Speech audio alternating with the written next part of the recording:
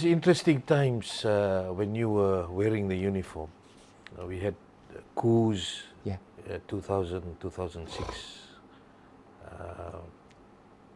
And definitely you had to make some decisions.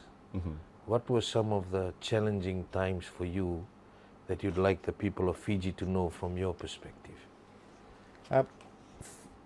I was when the 1987 coup, I was in the military. 2006 coup, I was in the military.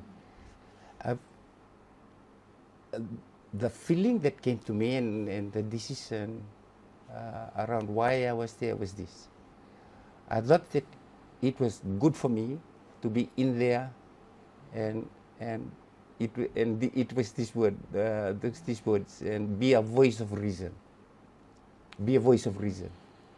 Especially in 2006, I was a senior officer then, and I stayed in, and that is what I thought that was my calling. Be the voice of reason. When things were going out of hand, I would offer my advice and say, maybe we should not do that and go this way.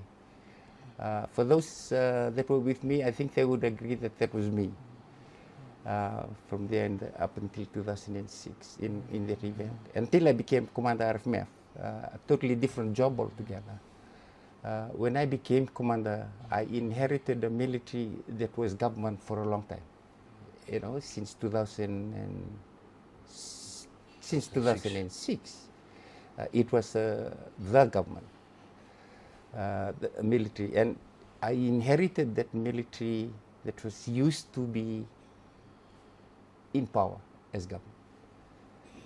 And the big job, the biggest challenge for me when I was commander was try and change the attitude of that military who was government for a long time, and put them back into the thinking of a military in a democracy where you sit under those that are elected. That was a challenging, perhaps the most challenging job for me, was to mold a military that was running as the government for a long time and retune it to a military that operates in democracy. The mindset is totally different. The mindset is totally different. I've never talked about it that way, but a few of the senior officers, I would share with them what I wanted. So I invested heavily in training. I had long discussions with my counterparts in Australia and New Zealand, asked them to give us extra positions for senior military officers training. And I think that helped a lot. You know, just go do the military training, and it helped reset that attitude that needed to be reset. The biggest damage, in my view, to the military is the personalisation of loyalty. That happened in 1987.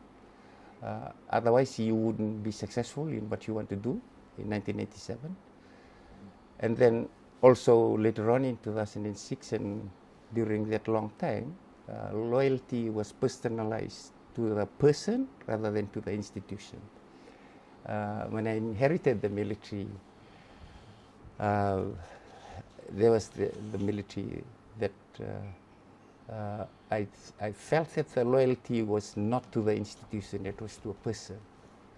And when I talk about changing the attitude of the military at that time, it was both to pull it away from the person, your loyalty. I had to step back so that the loyalty does not shift from one person to me. It has to shift from one person to the institution. I'm not there.